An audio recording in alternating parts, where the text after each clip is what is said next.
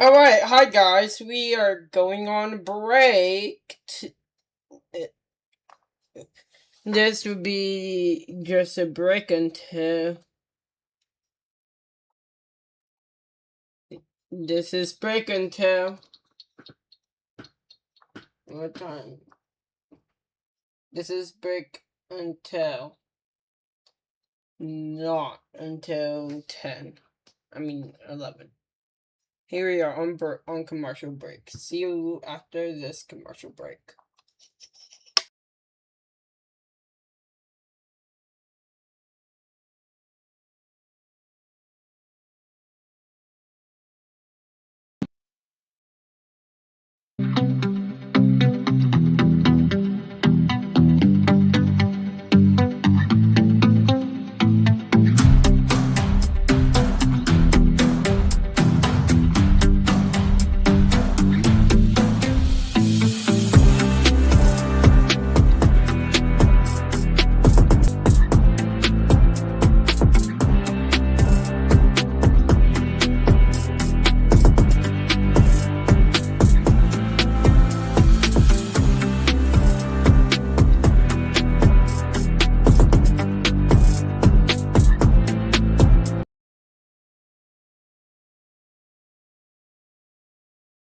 Hold up, we're just changing the thing quick. Give me 1 second, and then we'll be back on commercial break.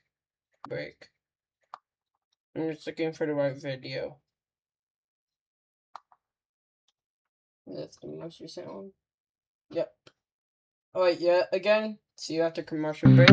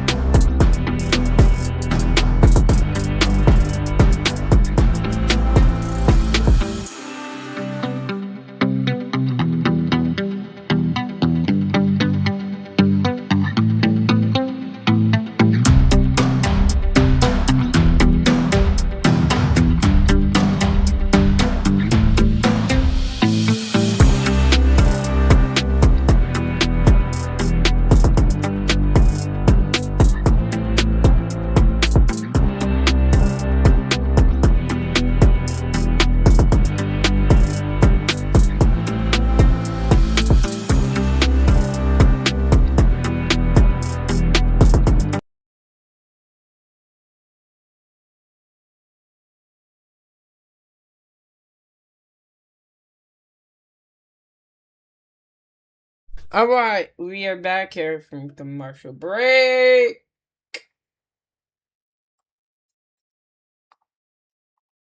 Every possible step to minimize the risk to mute. But we, even so, and I do not make this. Here, go and listen to this, Donald Trump.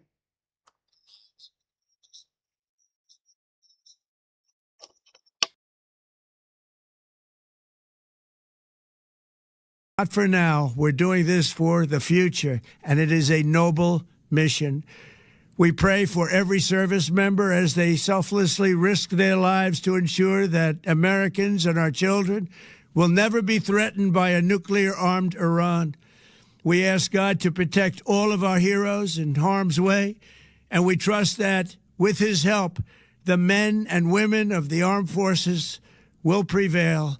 We have the greatest in the world, and they will prevail. To the members of the Islamic Revolutionary Guard, the armed forces, and all of the police, I say tonight that you must lay down your weapons and have complete immunity, or, in the alternative, face certain death. So, lay down your arms. You will be treated fairly with total immunity, or you will face certain death. Finally, to the great, proud people of Iran, I say tonight that the hour of your freedom is at hand. Stay sheltered. Don't leave your home. It's very dangerous outside. Bombs will be dropping everywhere. When we are finished, take over your government. It will be yours to take. This will be probably your only chance for generations. For many years, you have asked for America's help, but you never got it. No president was willing to do what I am willing to do tonight. Now you have a president who is giving you what you want. So let's see how you respond. America is backing you with overwhelming strength and devastating force. Now is the time to seize control of your destiny and to unleash the prosperous and glorious future that is close within your reach. This is the moment for action. Do not let it pass. May God bless the brave men and women of America's armed forces. May God bless the United States of America. May God bless you all. Thank you. All right, we did want to bring that to you here on Live Now from... All right, that is what the comment said from President Trump, and that's what he said after after it started early a Saturday morning. We're going to hear how this has been playing out over the last few hours.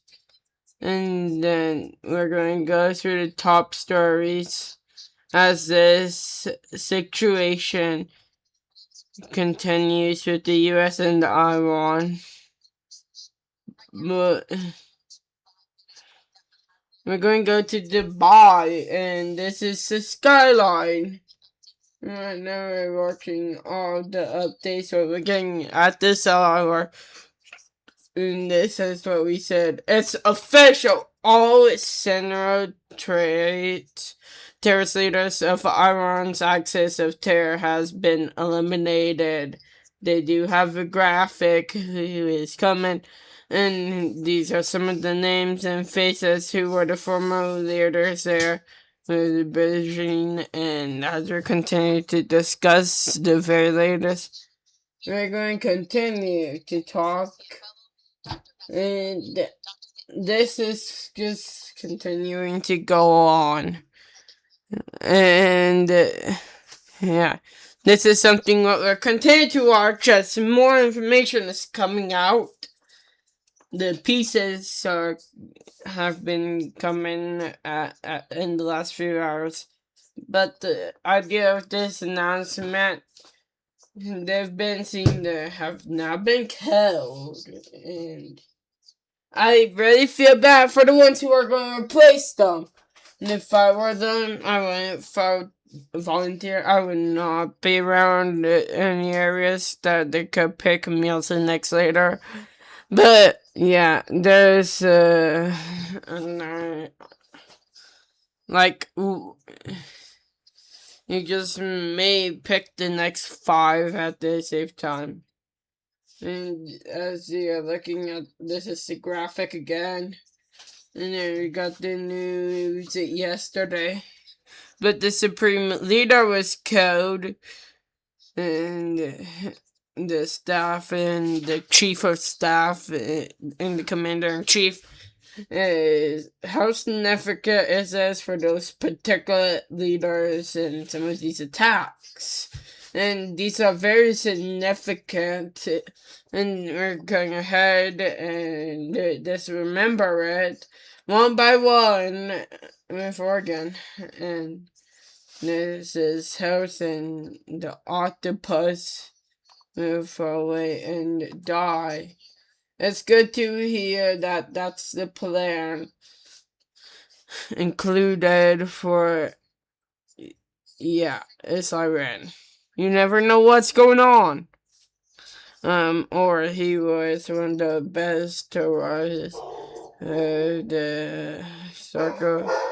I knew that it was taken out, and that makes me think the aspects, these bombings, are senior terrorist leaders have been eliminated. But yeah, it's been going for the last 47 years, and it's in a Holocaust. Hello? Hello?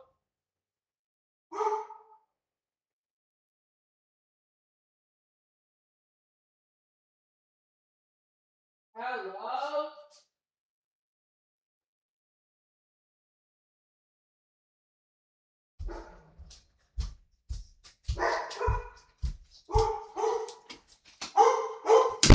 But people has been killed in these attacks and how significant it's with these members who are not actual members of the IGC and Iran, and have, but there's Indian other groups who are spread out who has been affecting policies.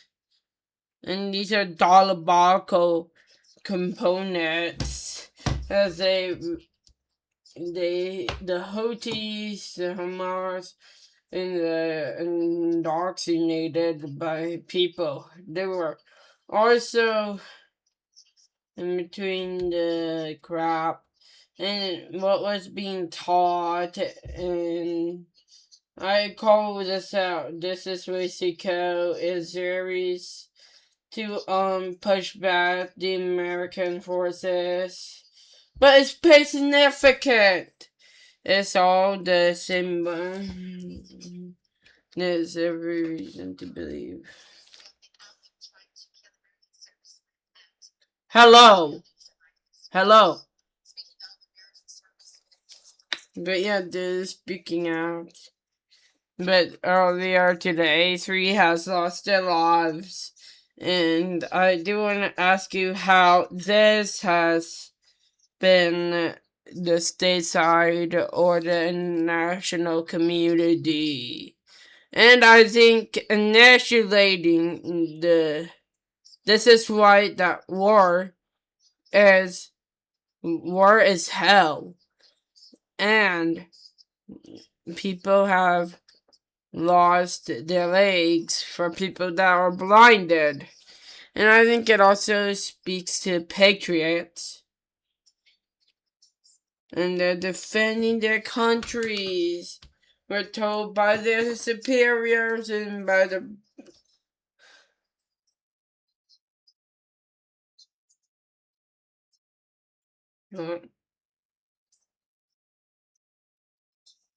I am live streaming the United States and Iran war.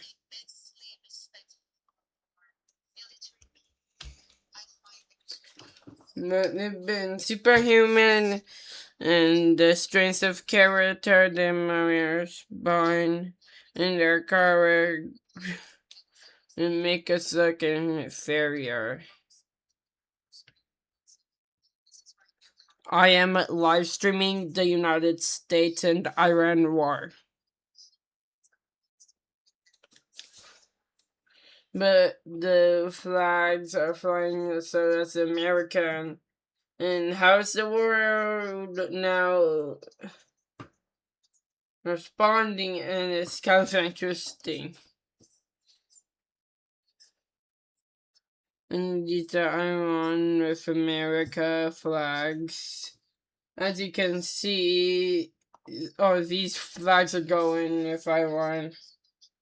but there's always a large group of Israel side by side with Iranians, which bring us back to the 2700 years with Bombaloonia, allowing them to build a second tier. They understand more than ever that Israel is not their enemy, and yeah, they don't want to be exterminated and to be able around the world, not only in Iran, but to make these movements and murders, and you just realize they're looking for refuge and have God.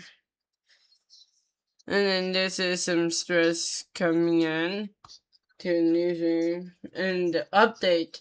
Part multiple further law and criminal sources to me and Brokatervi. The Austin, Texas massive shooting was warning closing that had the word quote property of Allah on, and was possibly wearing an under t-shirt and had the Iran flag or Iran president on it. And this revelation has been brought out. The possibility, and this is more what we're watching now from law enforcement. And this is what we should be paying attention to and have the text.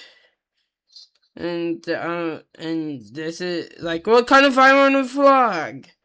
And this is good suck. And they're raving Iran and all around the world.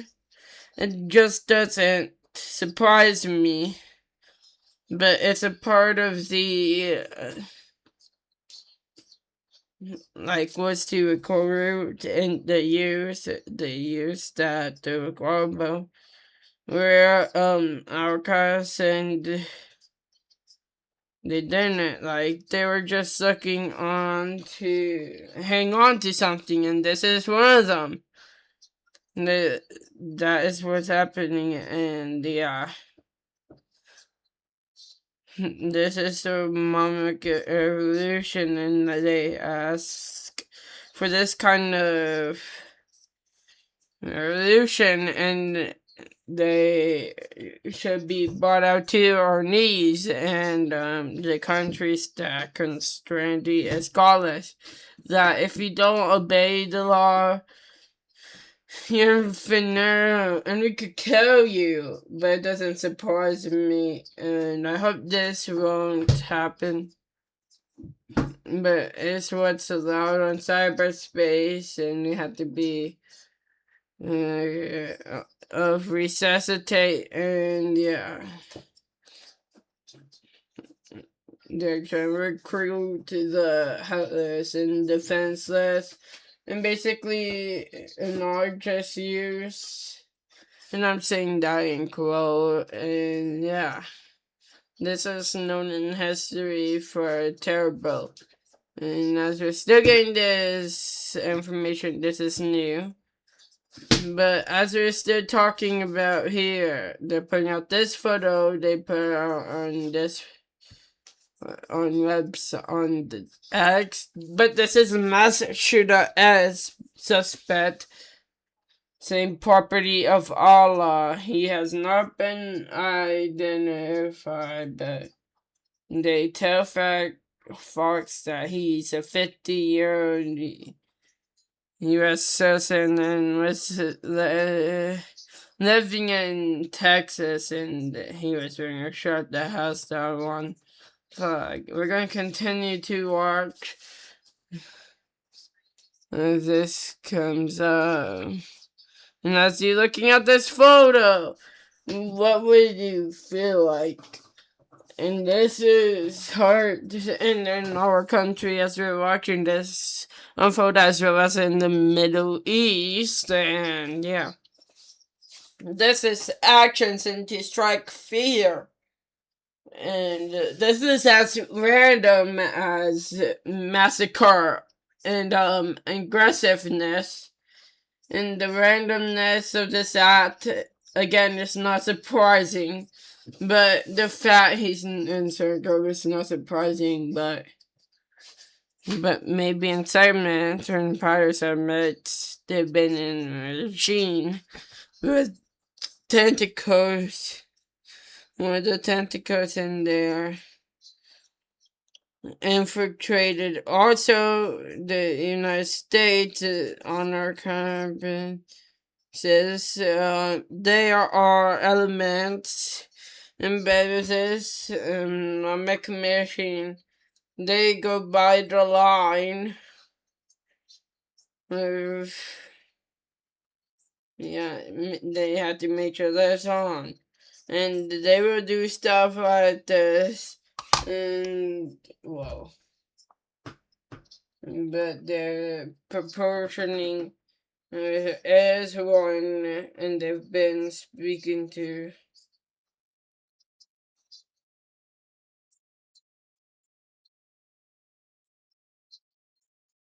But as we're watching this unfold, but the stateside also, this is the Middle East, and yeah, what else are you gonna be paying attention in the next few days and hours? We've heard from President Trump, and these could continue going for several days. And this is Yahoo.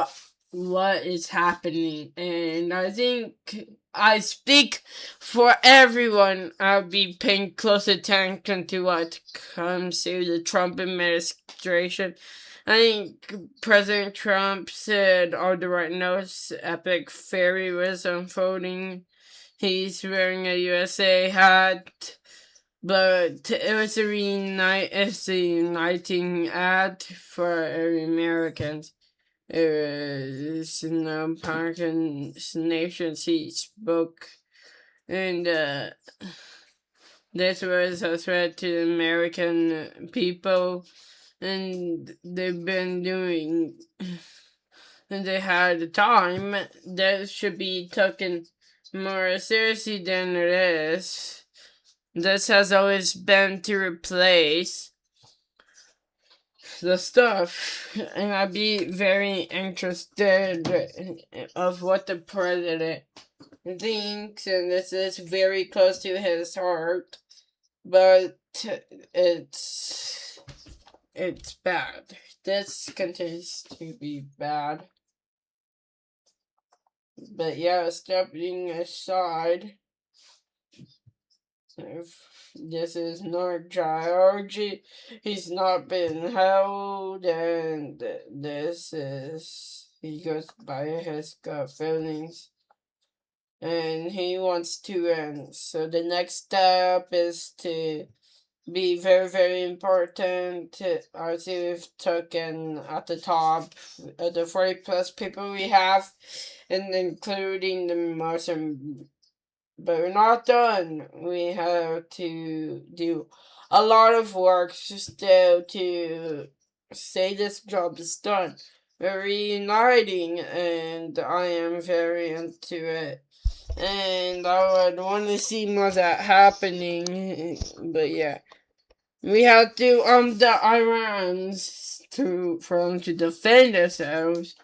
But we want them to start killing them again, but they would not come back if they're empty-handed and defenseless. We have to do a lot of footwork, not the boots on the ground, but lots of footwork. But it's been in opposition, and this is just waiting the weeks to come back from Iran, and he has declared himself a candidate and patriot, but he's came a long way. But this is a very unique opportunity to change the landscape of the Middle East, and the window was opened and he did what he needed to do. But this is long term, and as the days and weeks to come, as the next months, the next year, what could that look like in the worst case scenario? And the worst case scenario would be seeing a war in Iran, and then Iranians would be a buffer against getting them to kill each other. But I kind of find this pain has been so deep for people who has lost their children, their parents. And I think once they lay down their arms, I hope that the rule of law and order, but it's going to be messy and chaotic for a few months.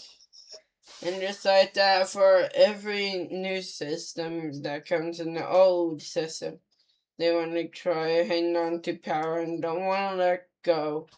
But they're being able to roll with fire and fist.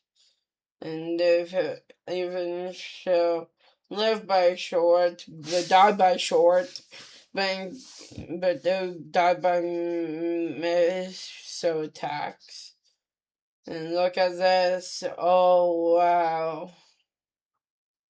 This is what happened those overnight hours on Saturday as we watched Israel and the United States launch these with the killing of the several top leaders in the country.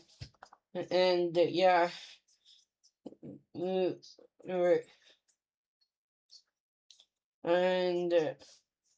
that was crazy, but I'm gonna go on break very soon. But this one is set for the top players within the IDF, and they will come up to this microphone stand and make in Hebrew or English. But we'll listen to that. And this is a live look at the White House. As we're interpreting the next moves of President Trump, he was watching all this unfold in Florida. We're now waiting for when the president will return to the White House. That's happening sometime today. But if that does happen, it'll be here on my news station. But we're going to go to break in this. There's much more after this. Here for me, first 2-minute break right now of the hour. Thank you for watching. We'll be back after this quick commercial break.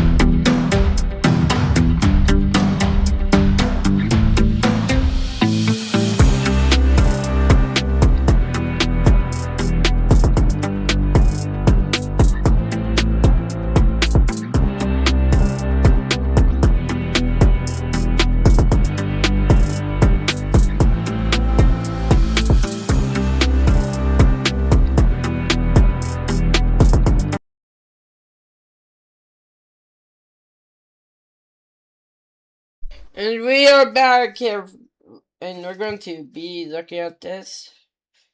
What is happening? We already showed this already, but yeah, we're not showing this again, but the US and Israel did a conjunction and Iran, and at the same time, we're going to give you updates that includes in case you haven't heard them, I'll play them out from the Charlie News. Why not?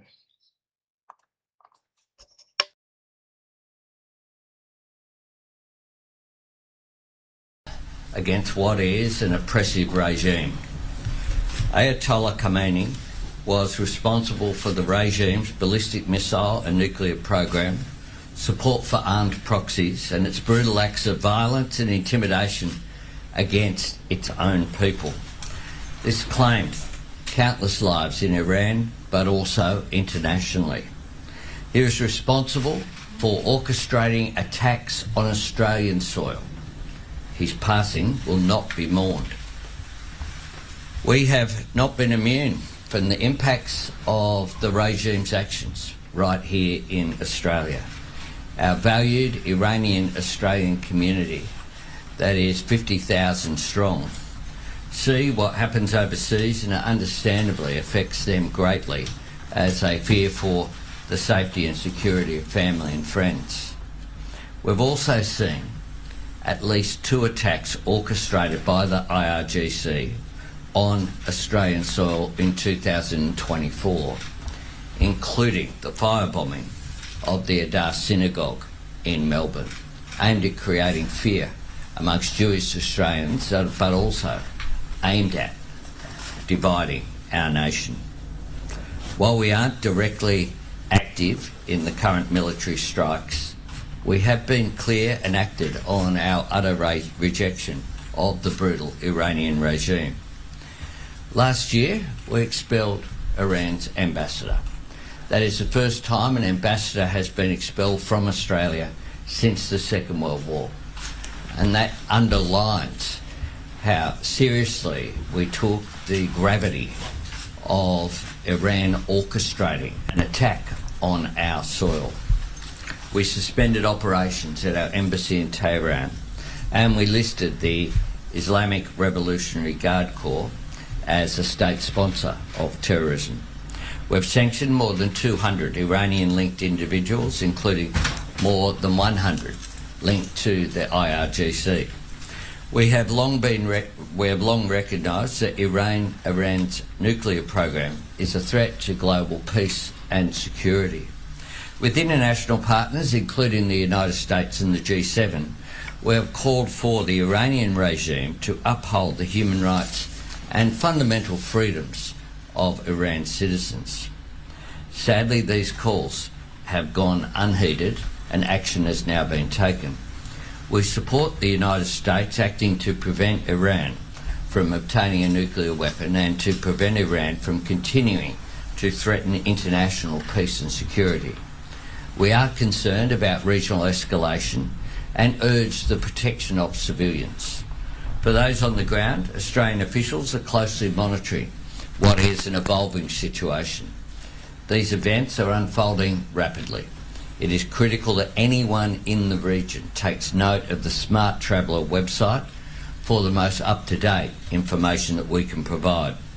We continue to advise Australians to not travel to Iran. This has been in place since 2020, and to leave Iran as soon as possible, of course, if it is safe to do so. Our ability to provide consular assistance in Iran is extremely limited. We have upgraded our travel advice for Israel, Lebanon, Bahrain, Kuwait, Qatar and the United Arab Emirates to do not travel. Australians should leave now if it is safe to do so. The Department of Foreign Affairs and Trade is this morning opening its registration portal for Australians seeking assistance to depart Israel and Iran, and will be directly in touch with registered Australians with the latest information. The closure of transport hubs in the Middle East will likely lead to flight disruptions and cancellations, We've already seen flights return to Australia that were unable to land in either Dubai or Abu Dhabi, and of course Emirates in particular with Etihad have a large number of flights to the region, including of course, as does Qatar and other airlines. Travellers should prioritise their safety. They should monitor events and follow local advice. Australians requiring urgent consular assistance can contact the Consular Emergency Centre 24/7 on 1300 555 135 in Australia. I repeat the number, 1300 555 135 in Australia, or +61 2 6261 3305. I repeat that as well from outside of Australia, +61 2 6261 3305. I urge everyone to follow the travel advice and to support your friends and family who are directly or indirectly affected by what is happening in the Middle East. I understand this is a very difficult time for the tens of thousands of Australians with loved ones in the Middle East. The days ahead are going to be difficult. They are uncertain. We are deeply concerned, and my government's priority remains the safety of Australians in the region. My government will do all we can to keep Australians safe and protect our personnel who are there in the region as well. Happy to take a couple of questions. Is there a moral case for this intervention and supporting Iranians who are there and you know the work to overthrow the revolutionary government? Well, that is a matter for the Iranian people. But we stand with the Iranian people in standing up for their human rights. They have suffered brutal repression. Women in particular being singled out by the regime. But across the board, what we've seen with the crackdown in recent times, when Iranians went out onto the street to demand their human rights, to demand a return to giving them a say over their own future, we saw the IRGC crack down brutally. Thousands murdered, people incarcerated, and a regime that showed just how ugly its face is. This is a regime that we hope that the Iranian people are able to determine their own destiny. At the moment, that is clearly not the case. Was this attack legal? Are you concerned that this might erode further the rules-based order? Well, those are judgments and statements for the United States and for those involved directly in the attack. What I would say is that the threat to international peace and security of the Iranian regime is real. The fact that they orchestrated attacks here in Australia, on the other side of the world, underlines the threat that this regime presented to the rule of law and to international norms of behaviour. Have you spoken to Donald Trump or Benjamin Netanyahu, and if not, do you expect to soon? Well, we are in contact with the United States over all of these issues. We'll continue to engage diplomatically, which is what we do. Is there a red line in Australia's support for this strike? You know, is Australia supportive of a short and narrow intervention, or would Australia support a more protracted campaign? Look, we want to see, when it comes to military action, I think, as always, Australia always supports diplomatic action where possible, and we hope that the actions that have been taken lead to a swift resolution. And we also say that very clearly the consequences of this are that we are concerned about the regional escalation. Iran has made the decision to take aggressive action and bomb areas of Dubai that have no role in any of this military action whatsoever. This is an aggression and an escalation by Iran that is consistent with the nature of the regime. What options are there for repatriating Australians in the Middle East? Look, we are in a position where we will always do what we can to support Australians there, but I do want to make the point that we've been very clear about Iran, that we're not in a position when we made the decision, a difficult decision, but one that I think was the correct decision, to close our embassy in Tehran, essentially because of the safety of our own diplomatic personnel, was a decision that was required. Then that has meant that our possibilities are restricted of what we can achieve. But we will continue to engage. We have very swiftly acted to set up the emergency centre. We will always update the information for Australians in the region, and we'll continue to monitor this not on a daily basis. Literally, we're doing this on an hour by hour, minute by minute basis, because our priority is keeping Australians safe. Thanks very much. All right, thanks so much for listening in there. Well, that was the update that we had from the Australian Prime Minister a bit earlier today. Now, we do know that behind the scenes here on Live Now from Fox, we were monitoring some of these feeds as they were coming into our newsroom. There was just an update that was given by an IDF spokesperson, and we're able to play it out in full here on Live Now from Fox. We're going to slide away for a quick 2-minute commercial break. Stay with me as I continue to cover this world, as we're going to commercial break here right now.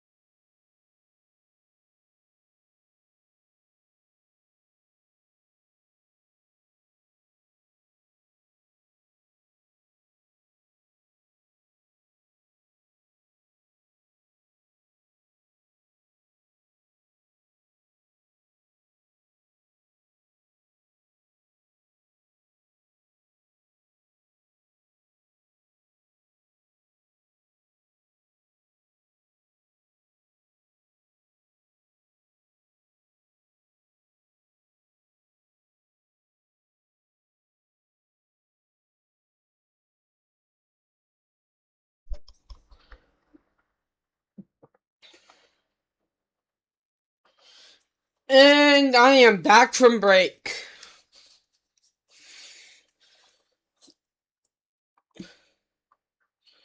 We're listening in right now. Here we are. That it was potentially an act of terrorism. You specifically mentioned indicators that were on the person. Can you give more description as to what indicators you're talking about? Again, not at this time. We're not prepared to release that information just because it's very early stages of the investigation, and we wouldn't want to potentially impede any further investigative actions. How many firearms did the suspect have? There were two. There was the pistol that he used out the window, and then the rifle. All right, guys. Thank you all very Thank much. you. We want to thank you again. We want to say that our hearts go out to the victims and their families, and we will continue to provide information so that you're aware of what's going on and the public can be aware. But I want to end by saying once again how proud I am that the Austin Police and EMS were able to respond so rapidly and save lives. Thank you all very much.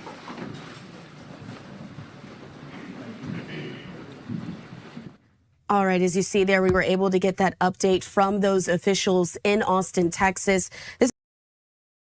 That was a good update, and here's a live image of over Austin, and there's a mass shooting in the overnight hours that left 3 people dead, and this gunfire did erupt before just 2 a.m. And this was on West 6th Street. And it was in the downtown area when those officers arrived. They encountered an armed male, 3 suspects armed, and there's 3 dead and 14 hurt. And that was how quickly those first responders arrived on the scene, and they arrived within 57 seconds. And they pray. EMS definitely saves lives, and some of those are in critical condition. And we do know that this shooting has concerns in Austin 6th Street, but Fox has now received a photo, but it's just property of all law. In this investigation of this, and this strikes on the lawn. As we watch this, Governor responded to Austin mass shooting with this message to anyone who thinks about using the current conflict in the Middle East to threaten Texans or our critical infrastructure. Understand this clearly, Texas will report. Today, President Trump has spoken with the leaders of Israel, Bahrain, and the UAE. The president has also been briefed on the shooting in Austin, Texas. As we continue to unfold, as they come here, as we see the FBI is currently investigating the shooting in Austin, Texas, in 6th Street. And I just want to bring you the update.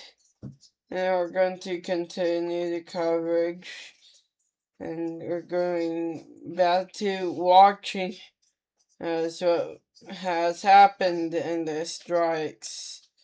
And here's the live.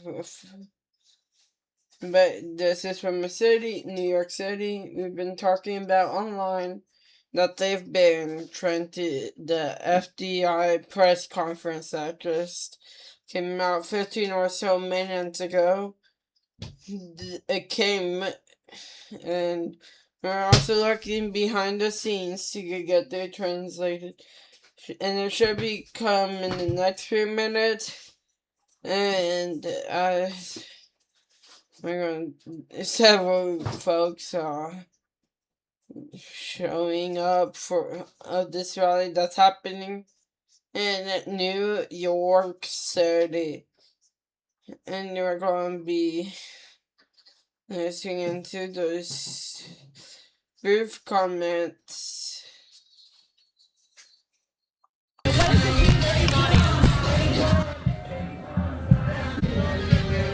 Test. We're good? Okay. Can you come down?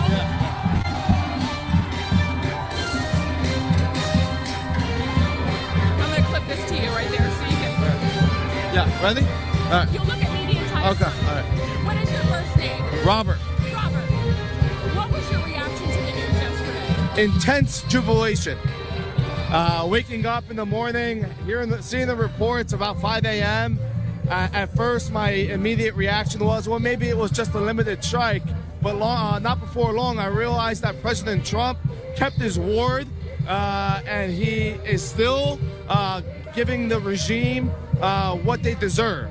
This is a Arab occupying regime that's held the Iranian and Persian people hostage. Iran has always been a secular state, and it's a beautiful country. I've been there about a dozen times. It deserves the basic and more civil liberties that I think a lot of Americans in this day and age take for granted. And my hope is that the Iranian people will follow through with President Trump's requests, topple the regime. I wish I was there with them so that we can return back to a secular nation. Are you Persian or a Persian ally? I was born in Queens, New York. My parents fled Iran in 1979. Again, I've been there about a dozen times. I was a dual citizen. And I would request that the regime lay down their weapons, as President Trump said, or they will face immediate death, so that we can get on with the program and having the Shah return to a secular nation. Thank you, Robert. Are you confident that it's going to lead? My last question: are you confident that it will lead to? Yes, because you have 80% of 93 million people that oppose this regime. If 80% of the nation here in America did not like the leader, whether it's President Trump or someone else, they wouldn't be in power. But that's not what they care about there with the regime. So yes, the Iranian people, all 14 ethnic groups are united, and I am very much confident that you're not going to see an insurgency like you saw in Iraq or Afghanistan. You're going to see a united front, ready to bring on the next group, which is going to be a democratically elected leader under a transitioning period with the Shah. Robert, thank you so much. Thank you. All right, that just happened a few moments ago there in New York City. That just happened a few minutes ago, and they're going to continue to strike. And they've been making... But yeah, we did see an update from the IDF. But this is the translated version. It's about 3 minutes. We're going to listen to that, and then after that, we will go to our break here. Lives, you must know your backing of us. This is our backing. You are the secret of our strength. Together, we'll be able to meet every challenge. We'll continue being here with you and update you with every development. Questions? Channel 13. Can you tell us anything? Staying in the bomb shelters is still, nevertheless, a good idea? Yes, absolutely yes. I tell to all Israelis, listen to the instructions of the headquarters of the rear guard. This has been proven. We have the experience. Going into safe rooms and bunkers. Listen to them. There's no doubt whatsoever. Channel 12. How much time does IDF still need that you'll really reach all the goals that you wanted to reach? And It's not even a second day. It's not 48 hours yet. We're working nonstop. We have specified goals. We're continuing and deepening the attacks. It will continue until we reach our targets. It will last as long as necessary. Trump says he's willing to have negotiations. If it were to end now, the operation, look, we attacked the terrorist authorities, very difficult attack on them. We have goals. We will continue to act and to intensify the attacks, and also in accordance with instructions. We get Channel 24. Why the nuclear sites have not been attacked? We have a wide areas of attacks, and I'm not going to divulge here our plans of the Air Force plans, when and where and how we're going to attack. We have shown our seriousness, and we will continue doing it. Ma'ariv newspaper. You expect Hezbollah to get into the fight? And might you do a defensive attack, a preemptive attack against Hezbollah in the north? We are prepared and ready. About 100,000 additional reservists have been called to man all our borders. We are, especially about the Hezbollah in Lebanon. If someone would dare to attack Israeli citizens, we'll attack them without a doubt. We'll attack them with tremendous force. Thank you very much. All right, well, we were able to play for you there. It was just happened a few moments ago as we heard from some of the... And right now, here we are on break. We'll be back on the other side of the last break at the 11 o'clock hour, and then going back on break for at 12. Then, where's my cursor? Yeah. All right, on break.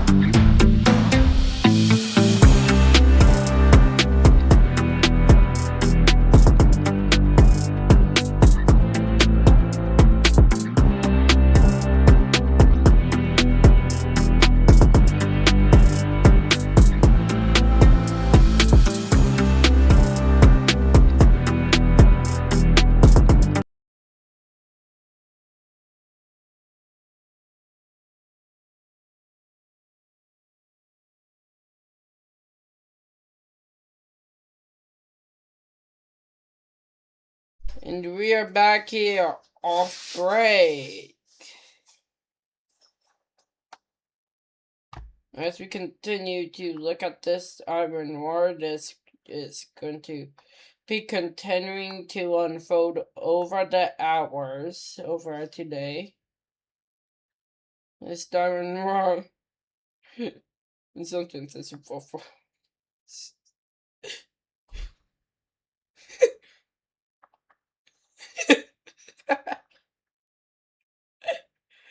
vote for woman. Oh, okay. Letter. Yo, guys, vote for woman. But yo, as we continue going down this war, just want to make that clear. Let me just show you this real quick. What's on the Google? Vote for woman. That's what we get. So yeah, that's pretty interesting. Vote for woman. So yeah, I just wanted to bring that out real quick. I'm seeing on computer here.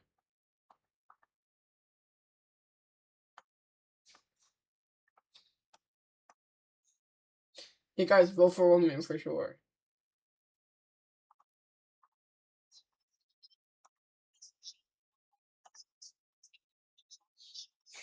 But yeah, we're in the defined leader would have been in Tehran regime stepping in to take control of our own.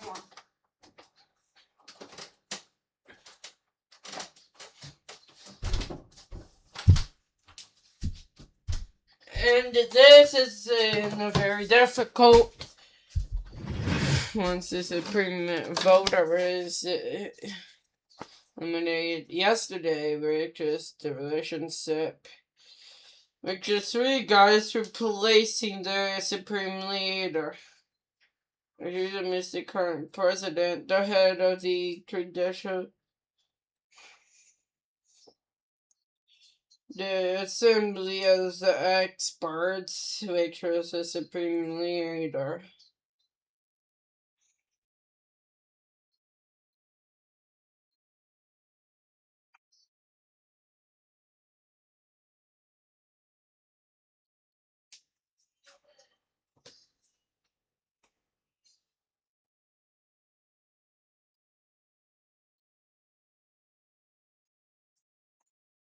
Covers the Iran,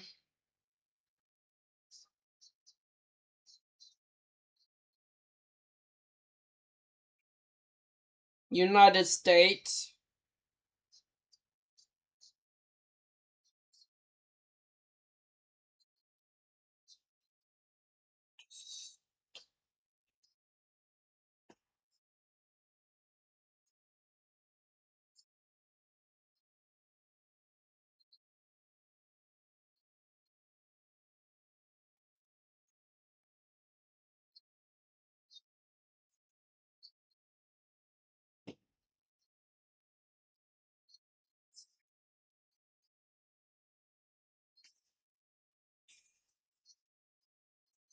but yeah, no one trusts anybody there right now.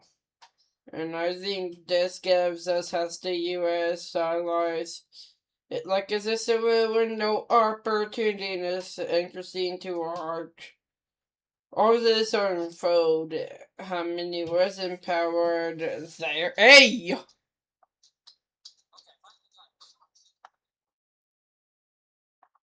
Okay, bro. But yeah, as we've seen it from over the last few decades, as we see how it's over, say, 5 years of history. And I think this has been a really good key question for this administration. For this question, at one point is okay, they were formed. This is a very different cool nature. We've been doing this, and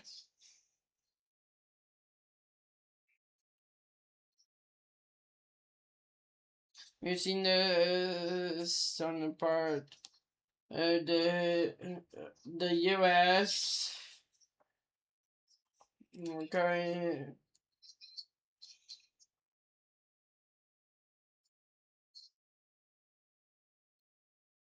Hold on.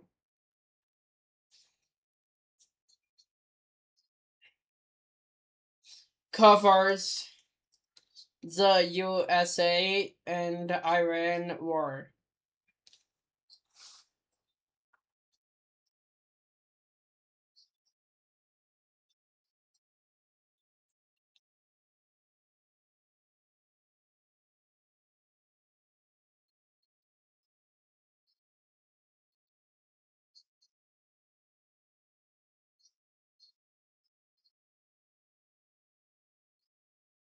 Covers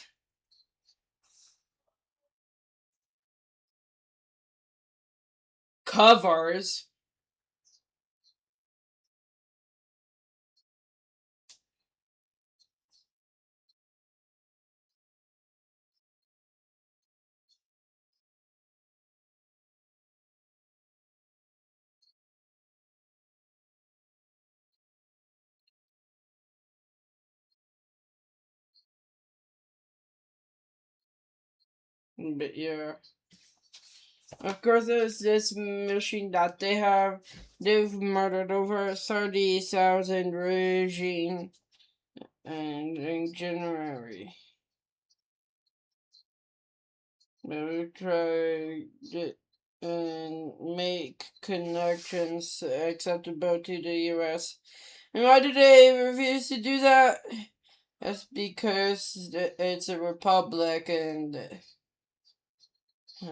this is a scope and it's general now more than it's ever been, and it's fascinating.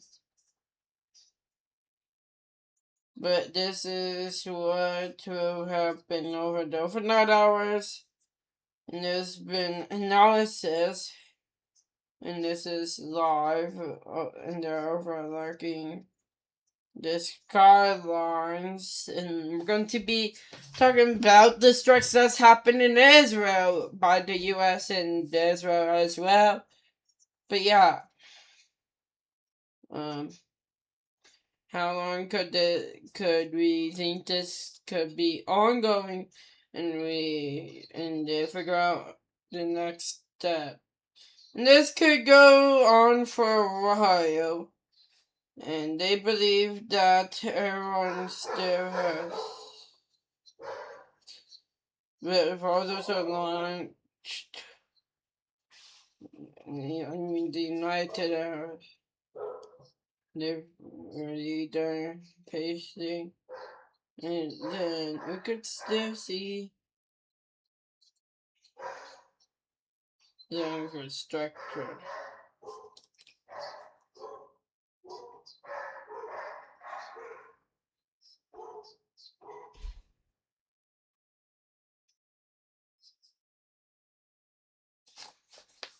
Yeah, since 2024 there is heavy intoleration. Sorry, I'm just doing something right now. But the US launched the thing on nuclear facilities. And I think over the last day, they've been shot.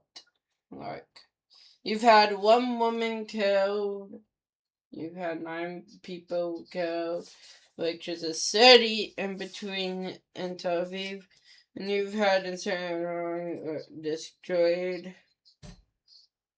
and they're extremely anxious about what the next few days may hold, and there's like Iran has under this regime.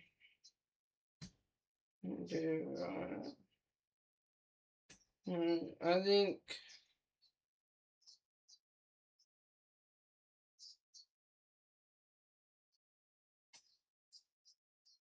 yeah, the Iranian assassins. I think Iran would have to do to be unmuted in some way. And as we're still looking what potential comes next. But yeah, they're letting us know that this is focus. Hold up. Right now, Iran and the USA is at war. Hang on and we'll be covering all of this. Yeah, they've been amazing Gaza. Yeah, they are also loyal to Iran, including the Crown and the Raleigh. The United States is at war with Iran.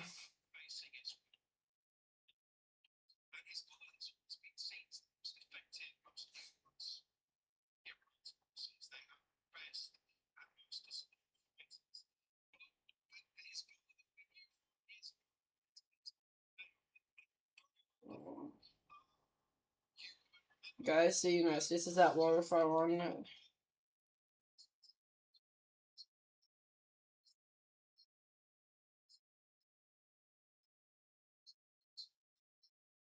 Text me next.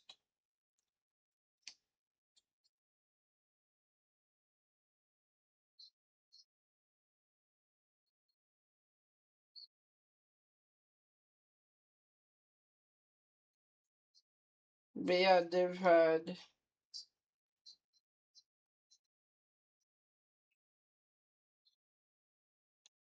But yeah, you've had the real kind of fire that caused like Israel even managed to eliminate the leader of the Father. Israel achieved real goals since the ceasefire at the end of 24. The Lebanese curve.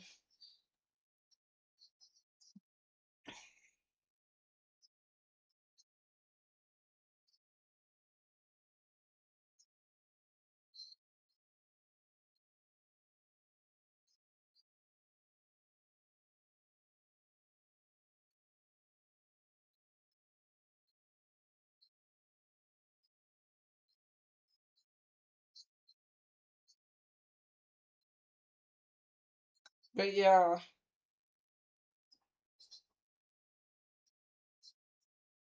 we wanted to live in peace with you. We weren't, but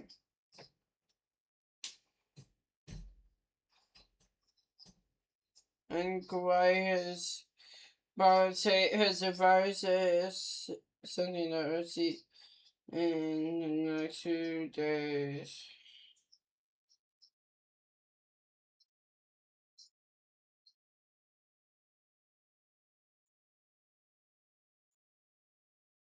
Yeah.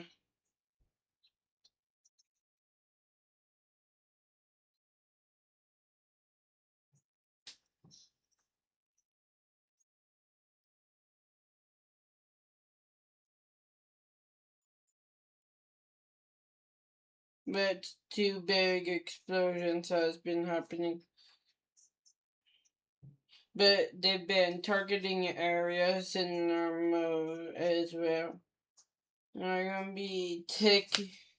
How is Israel able to protect itself? But we've seen what with the Iron Dome, with the missiles over.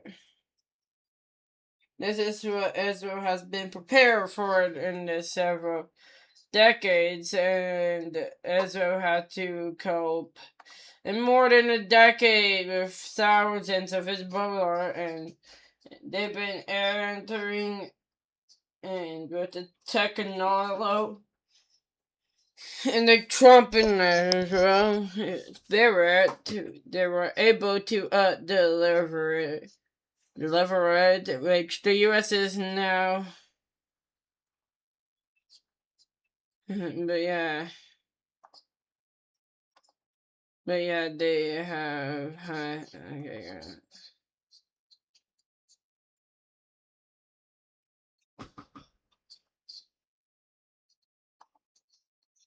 yeah. I think the Iron Dome is infallible. There will always be cracks. And I think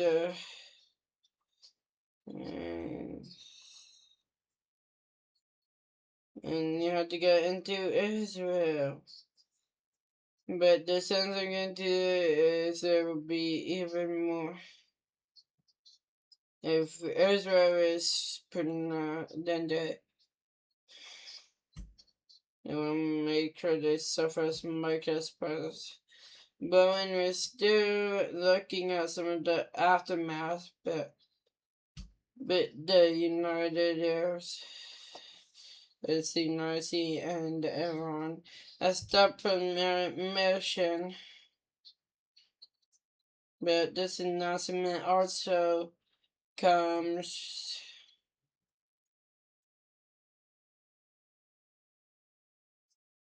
but it's even had the Dubai airport and this interrupting the daily life. But as we continue having this unfold, by some saying that 3 U.S. soldier has been losing their life. But yeah, this is kind of the fact. But yeah, it's one of the most heartbreaking. With 3 U.S. servicemen and 5 more. And I'm still waiting details. How and where. But it's a reminder. In wartime situations, even if you're not the right death and injury or at risk. And I think what makes this operation very different for Stone is there is no commitment to put boots on the ground, so there'll be no ground warfare that we saw in Naga that wounded with many of our servicemen and women. But this is not risk free. But the U.S. military commanders, when they're are going to be exposure of U.S. like this one. And this is some of the allies, but we did hear from the French president that they want to reinforce the military posture. He didn't elaborate, but you know, the drone had an anchor. But yeah, this just points to the wire effects in the United States, Iran, and Israel. Yeah, then other countries, and you've seen Christina in the European countries over the last 24 hours. But you've been getting good things to it. But they had the issue and they want to prevent escalation. But the UK is now. I don't know how yet, but maybe it's about but in some ways, it's in the operation.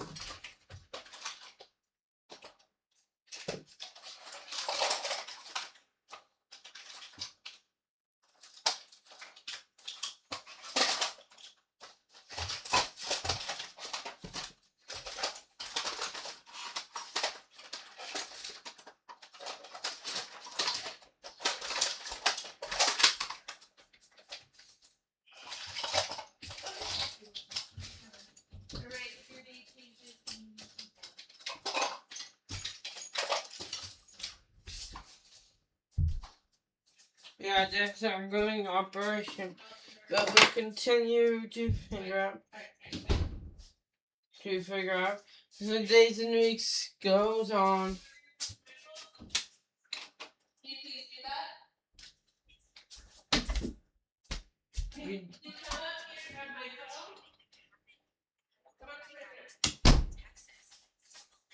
Oh.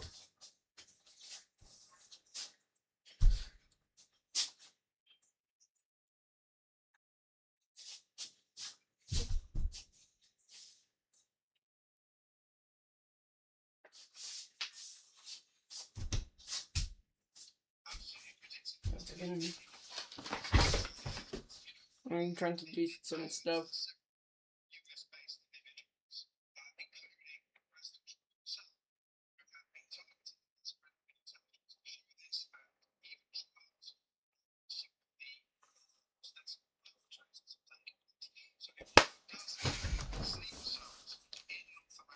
Call mom.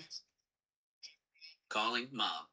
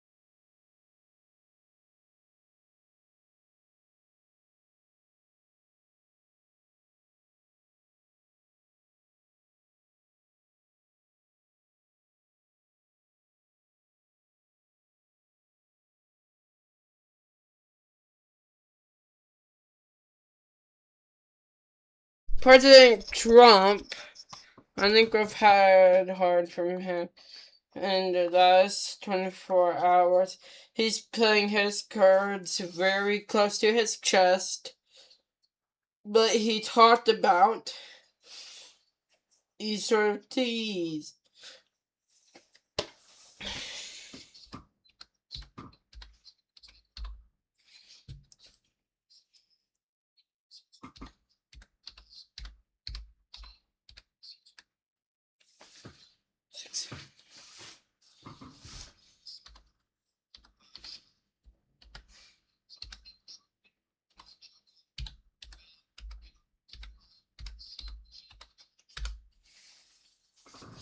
Or like, do I pull back now and try to negotiate?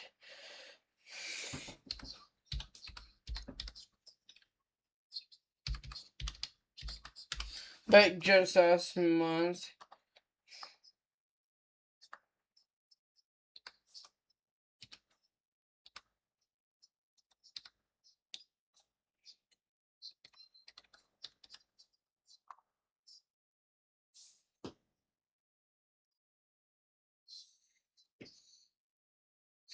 But yeah, it's a recipe for a grand hard day scenario.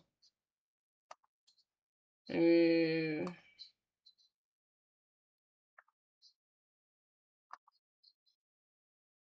yeah, we're going to have this.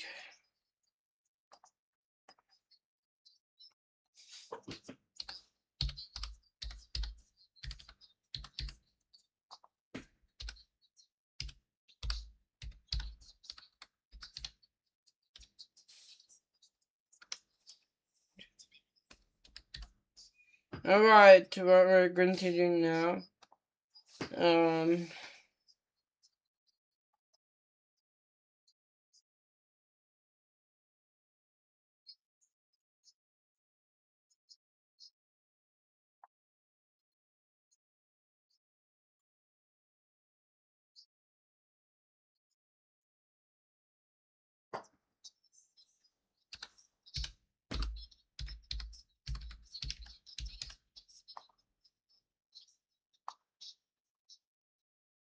Next. Oh my god. Oh my god. I don't have less. Oh my god. I'm gonna go and take a 2-minute freaking break. As we continue covering this war. We're going to continue covering this war as this goes on. As we're here on the news station.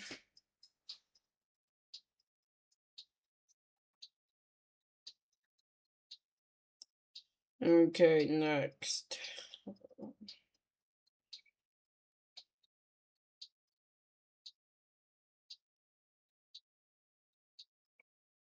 What?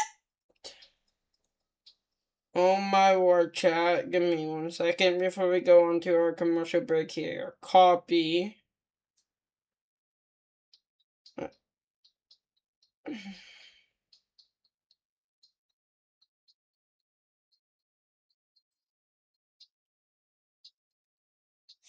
Okay, next.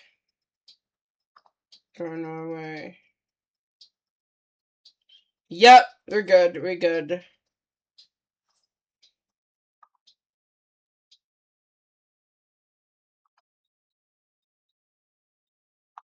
Yes, I'm in.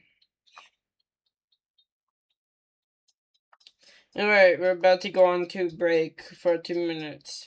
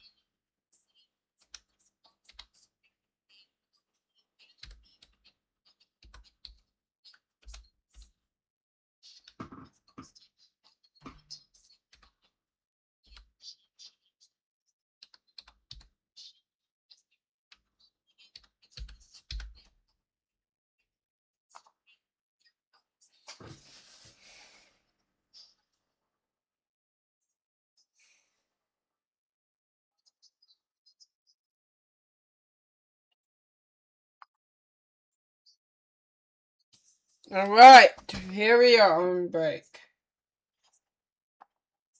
Be back.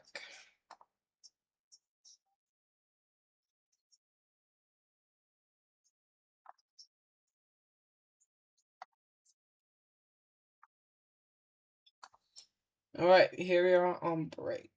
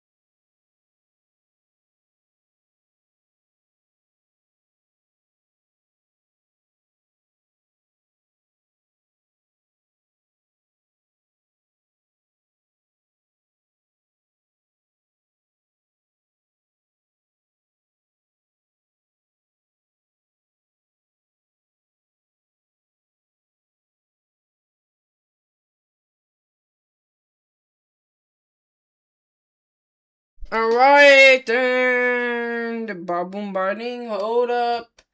We're about to continue the news coverage here in like a minute, but I only have 23 hours and this much time before I can live stream. Today's March 1st, I can live stream again at 4 p.m. tomorrow. That's when we can go live on this channel, but as of now, we are still live streaming on this channel for the news. And this one is specifically to cover all the war crap going on. But yeah, as we continue covering it, yeah, again, all this sucks.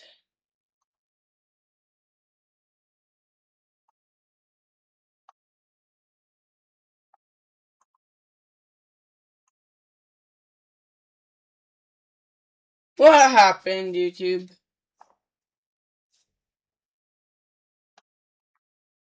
Oh my god, YouTube, you are a pain in my butt.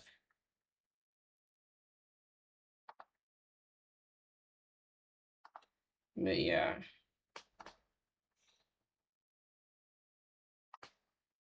Hopefully YouTube can get me back up right now. So we can continue just covering a whole war going on. I did not ask you to play that.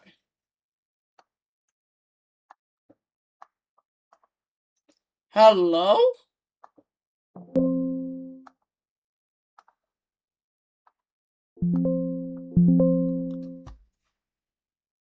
Wait.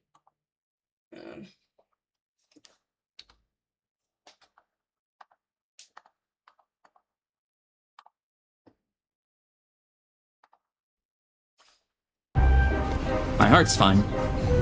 I'm only 40. Ignoring your heart health risk is no way to go through the world.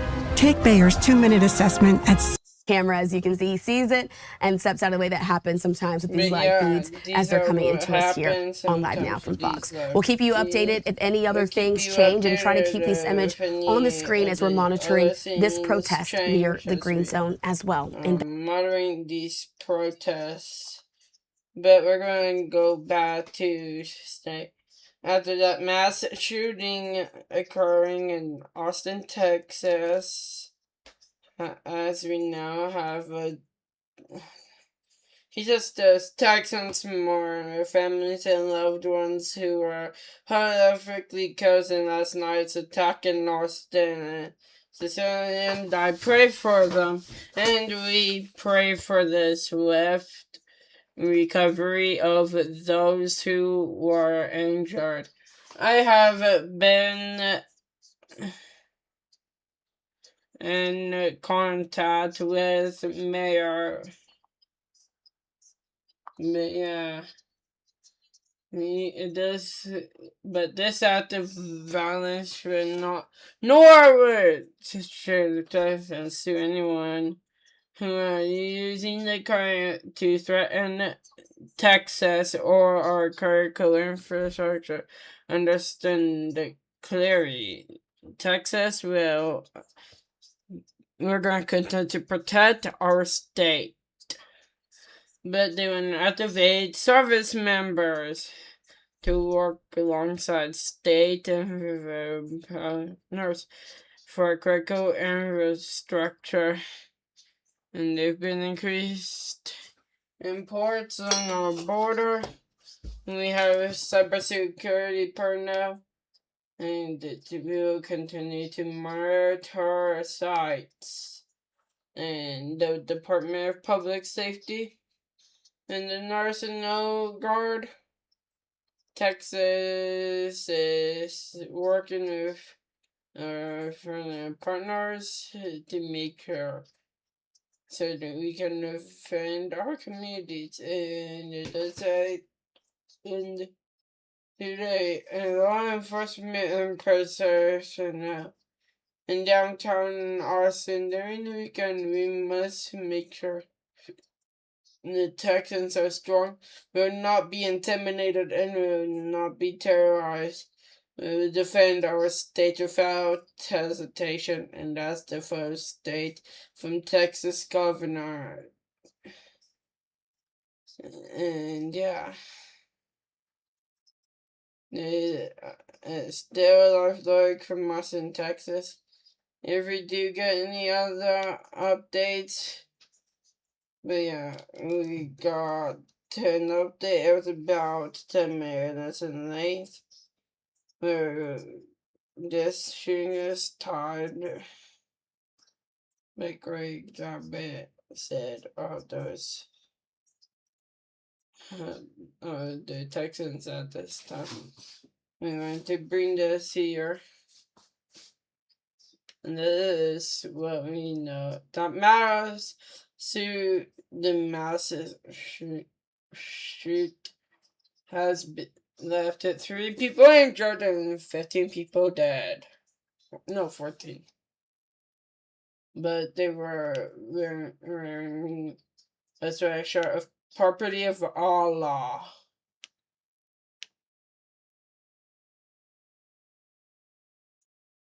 And we wanted to bring that here. We also want to show you this. And we're going to continue to watch and need the update. But yeah, he was wearing that same coat, the same property of Allah.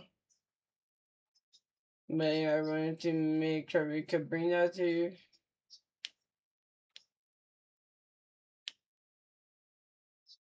But yeah, we're watching this unfold here in the Middle East.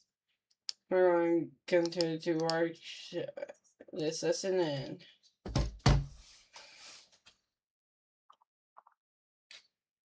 Death of its supreme leader and has retaliated against several other Arab Gulf countries. Meanwhile, the Israeli military says 40 Iranian military officials were killed in the strike. So who's in charge right now, and what are Iran's military capabilities? Well, we want to welcome back in Rebecca Grant. She is a national security analyst and senior fellow at the Lexington Institute. Rebecca, always good to see you.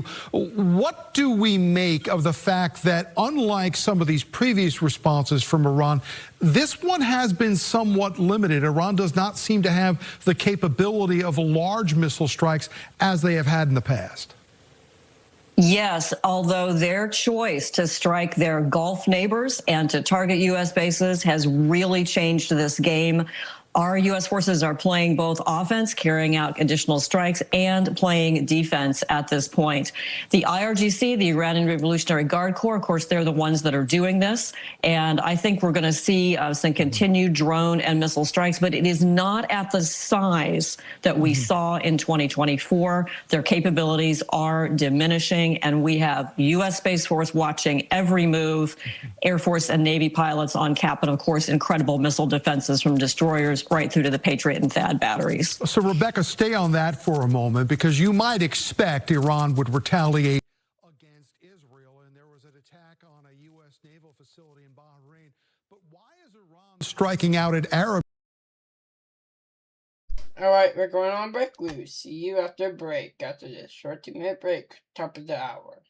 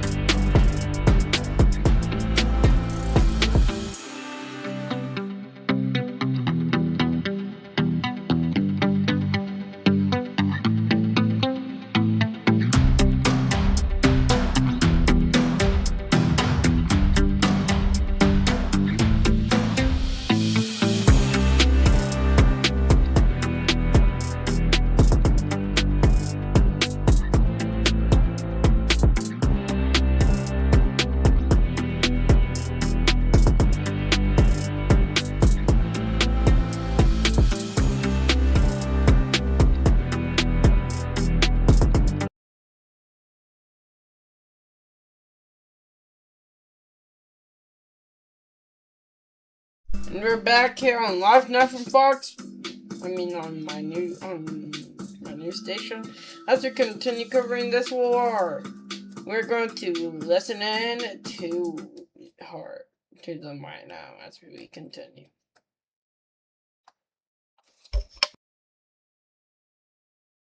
I appreciate.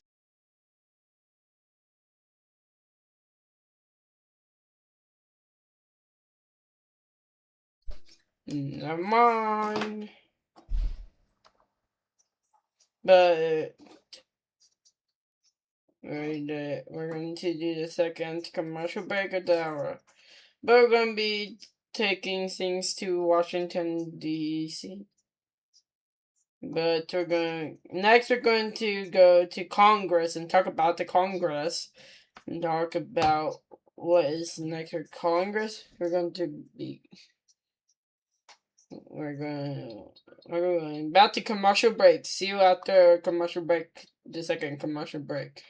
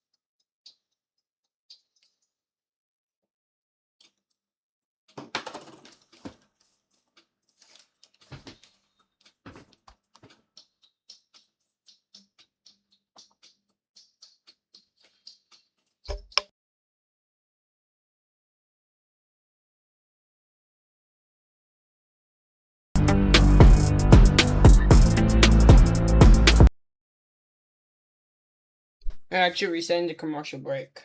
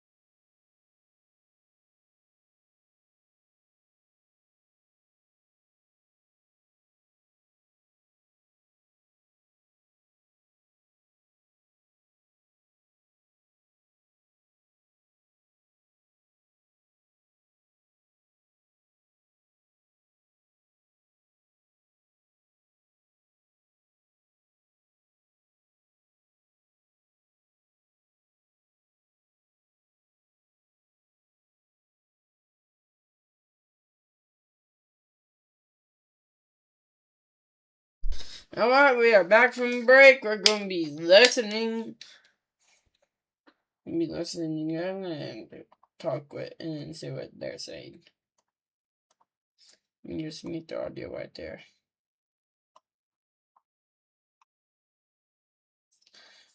But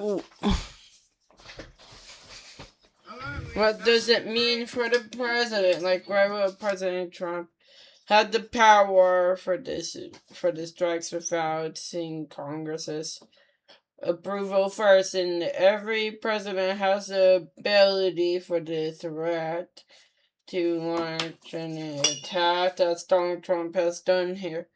The war is the critical word, is what I'm hearing, is once it moved from the threat to the home to the war, is for Congress, and they had the rest within the Constitution to declare war. However, we've seen over many, many years in administrations, this ability is to take action against countries and against other armies and air forces, whatever we need to take on.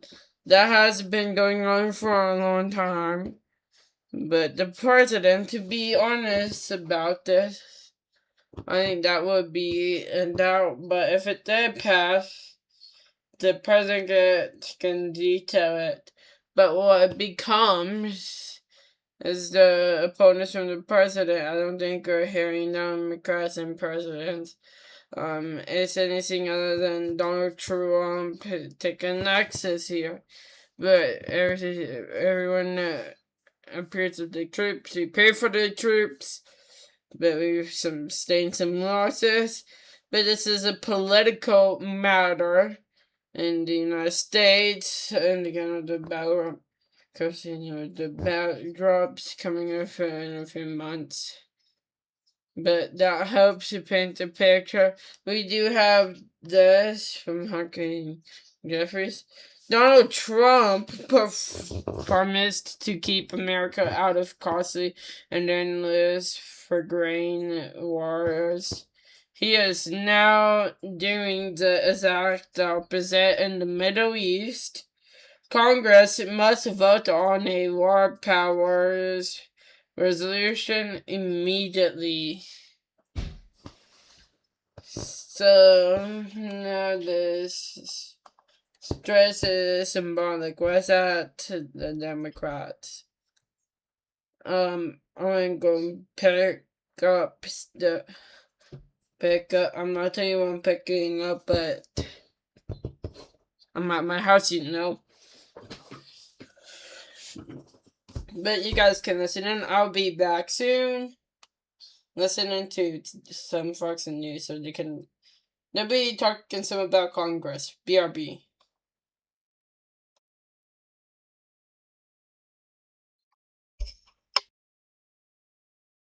A war on Iran, and so that word is important, but it's not ultimately in terms of a resolution, because again, if a resolution were to be passed, essentially Donald Trump has the power to veto it anyway.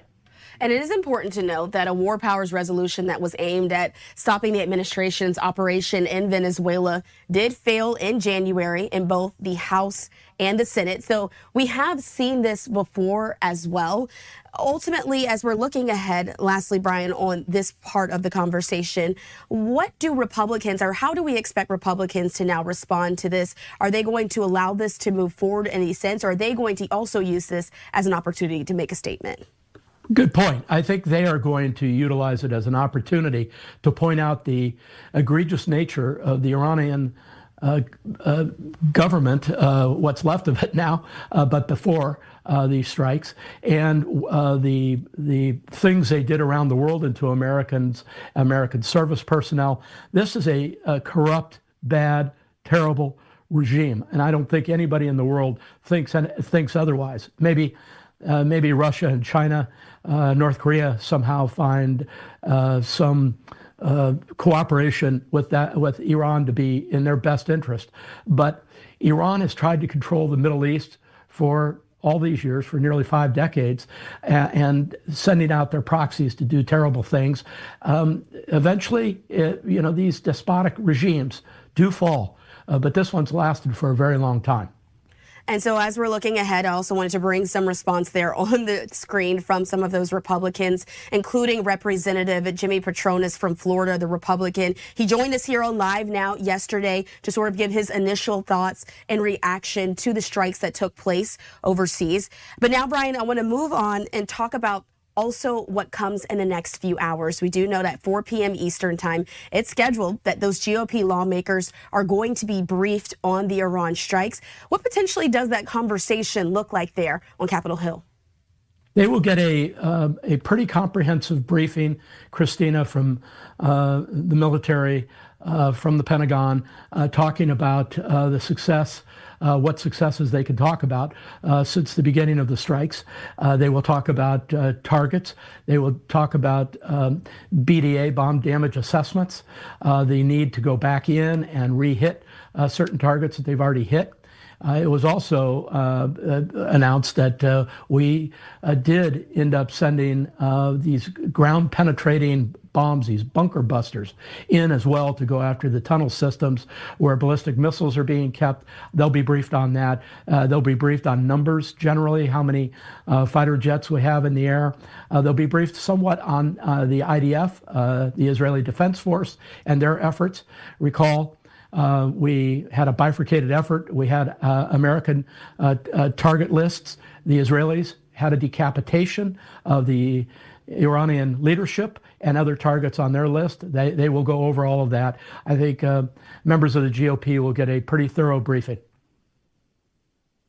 All right, and so we're also showing here on your screen, we appreciate that insight, Brian, just some video footage of some of the strikes in retaliatory nature that have been happening overseas in response to the initial strikes that Israel and the U.S. has done.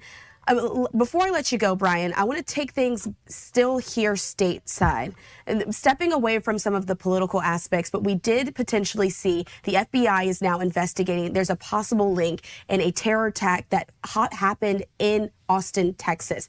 Then again, they're saying that this is being investigated as a possible terror attack. It was a mass shooting that took place in the downtown area. 3 people were killed, 14 others were injured in that shooting. And there was also information that came out about that alleged suspect saying that they were showing up there to make a political statement. As we're watching all this unfold, is this something that we could have potentially expected as actors around the world are now responding to the moves that the Trump administration and Israel have now done? No question. I think we're going to see these one-offs for the foreseeable future, certainly through all of the action in Iran. These are people that gained entry to the United States illegally, have been sitting there waiting for an opportunity to do something bad. And this person who was killed in Texas after shooting a number of people outside a bar there, and may be connected, at least from an allegiance standpoint, to the Iranians and the regime, is to be expected. When you don't have control of your border, you don't know who's here. We have a lot of Chinese nationals that are here, and we don't know why they're here.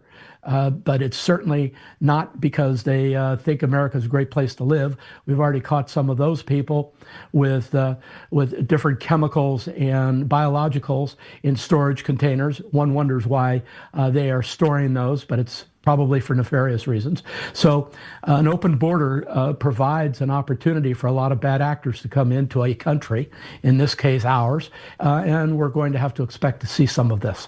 We do also have up on the screen, as we hit it as breaking news, the statement that Governor Greg Abbott has since said, but he basically wanted to give the sense to Texans that they are going to fight back against any potential terrorist attacks that might happen in response to these attacks. Lastly, Brian, before I let you go, we're just getting this feed in. As I've been talking to you behind the scenes, our producers were working to identify where exactly this is happening. So since I have you here on the line, we're getting new images and video footage of protests that are happening happening in the green zone in Baghdad. We do know that this is near where the U.S. Embassy is based there in Iraq. This is in response to the strikes that initially happened. And some of these folks, as we're hearing from our partners at Reuters, are holding flags supporting the Iranian regime. Of course, this has all happened in the wake of the Ayatollah's death. We're watching this unfold. Is this also something that we could have seen coming as some of the Gulf nations are now responding to the attacks and protesters now taking to the street? No question. And we saw an incident at the U.S. Embassy in Karachi, Pakistan. Same sort of thing as you're seeing in Baghdad. The Iranian nation has been supporting, monetarily and otherwise, a lot of these cells around the world. And so the call goes out to begin taking action. The green zone in Baghdad is, of course, very well known to a lot of viewers as the place where embassies are. It's highly protected, just like in Karachi, where 6 protesters, pro-Iranian protesters, were shot as they were trying to, and killed as they were trying to breach the American embassy there. And by the way, our embassies are very well protected. And so, this is symbolic, Christina, and we're going to see more of this as well. So we'll have to continue to keep our eyes on this. Of course, we've acknowledged it during this interview as well. 3 service members have been killed in the wake of all of these strikes so far, U.S. service members specifically, 5 others injured. But again, these are images just now coming to us live from Baghdad. So I wanted to make sure we were able to show it on air for folks at Live Now from Fox. Brian, as always, I appreciate your time. Any final thoughts before I let you go? Anything else we should be looking at here as this continues to go into the coming days? Well, my only thought today is for our military service members, that they are as safe as they can be, carrying out the orders of the Commander-in-Chief of the United States.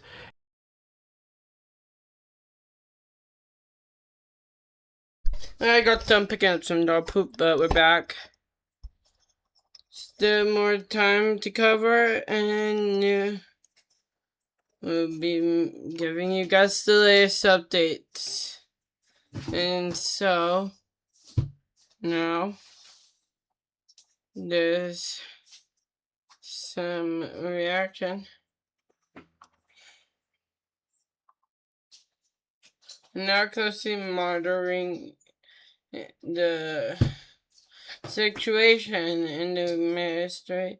Everyone is engaged, and it is important for this change. For one, the Iranian people, especially, I guess, violent. This regime, which has killed tens of thousands of its citizens in just recent months, which is wars, which provided worship for the production. They put attitude upon themselves, but in support of people and human life. It is important of everyone in the world that truly work. I think everyone who is trying to prevent war from expanding and strive for more, and also everyone that justice does come. Because recent statement from the Ukrainian president.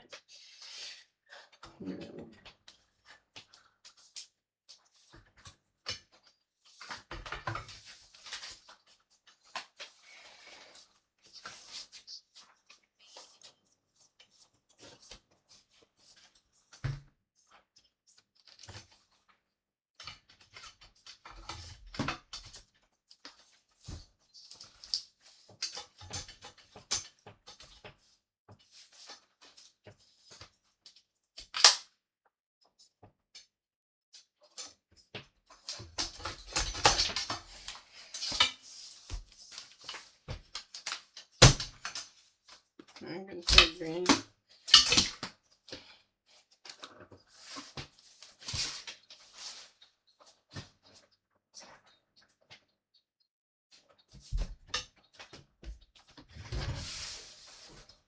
Oh my word. You guys are glitched. Alright, we're going on commercial break. But yeah, as we continue to cover, thank you for being here with us. We'll be on a quick 2-minute commercial break. Let me just stream it quick. Give me 1 second.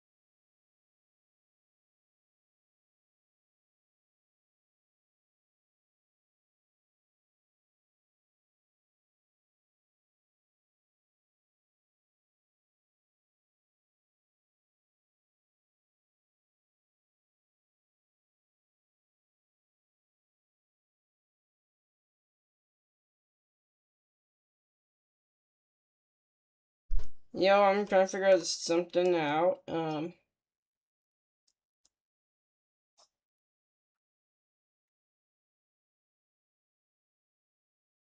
up.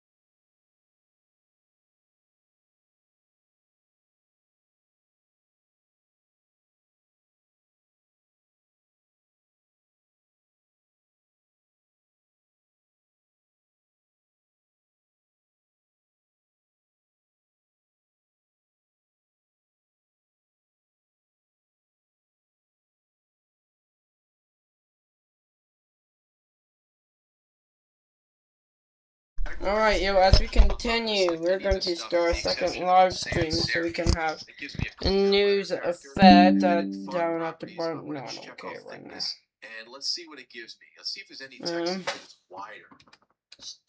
Oh yeah, here's one called Syncopate. I love it. I'm gonna select Syncopate, and now I have a choice to choose what thickness of text I want to display. I think I'm now we're going to put something at the bottom. Select this style to the right of the text, and it adds it to the news of Fed vertical panel here. But yeah, we're going to have a news of Fed at the bottom here. If you go to the second live stream, the stuff between the two style tags, okay, and hit copy, Control-C. Then I'm going to go back into my version of the script and highlight that top part and hit paste. And now I've imported the new font into the script. We'll be all good in like a minute or so. Change the font family in body to Syncopate, S-Y-N-C-O-P-A-T-E, and now we should see the text change. There you go. Now it's much wider. Cool. Next thing we want to do is change the size. I'll make it 20. We should be good soon here. And in regards to the color, you can see it right here in the .animate-text. That's the style that affects the color. Copy. And you can highlight this guys, text color thing. We're live here on the second live stream in just under a minute. We're going to have the news thing. The mic and camera access allowed.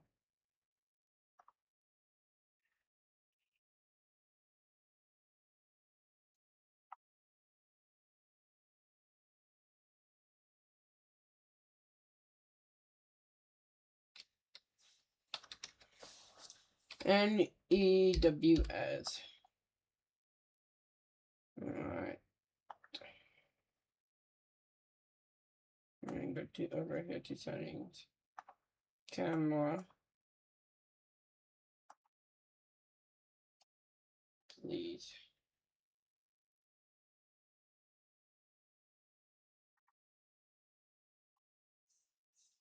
Audio.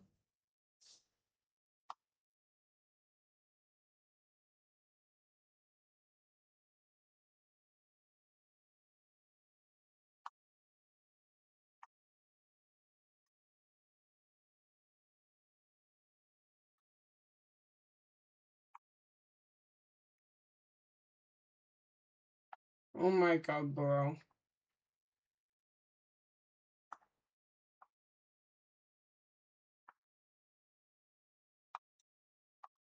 Give me a second. I'm knocking some stuff out. Wait. Hold up. I think this might be working. Hey. Okay, now we just need my USB.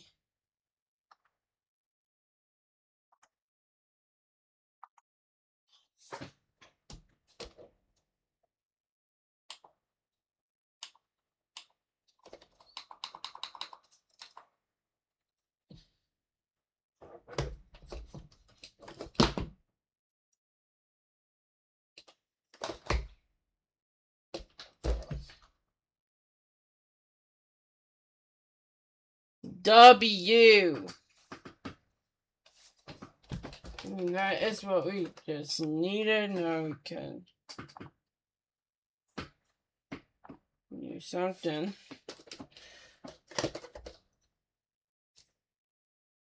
I'm gonna put it in there.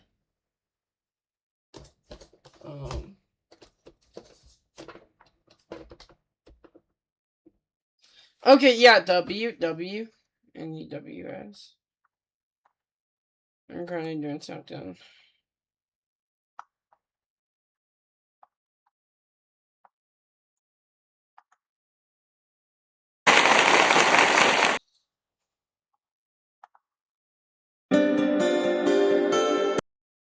Okay, no.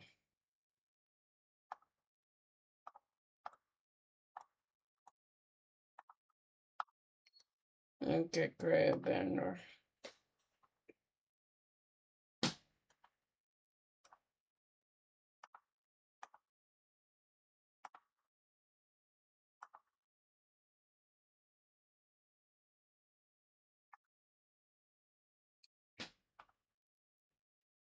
3, 2, 1, go live.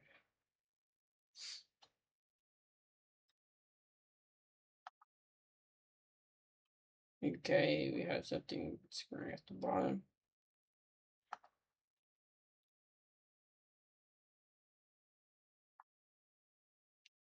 Give me 1 more second.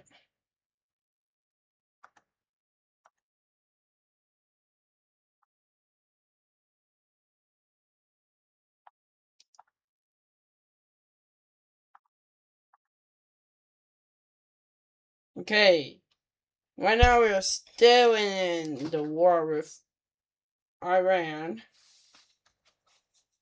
as we are on breaking news. Yeah.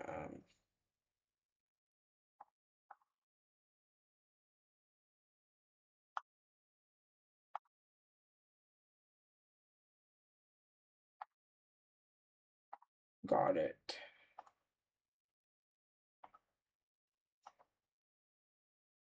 But right now, we are currently having war going on. And if this war continues, right now it's against Iran and Israel. The United States Security Council. The United States Security Dale, he's the Chief Intelligence Officer for Artorias. Stefano, thank you so much for being with us here on Live Now from Fox. Thank you so much for having me. Well, it's a lot that's unfolding. We have live images right now watching as all this is unfolding in the Middle East.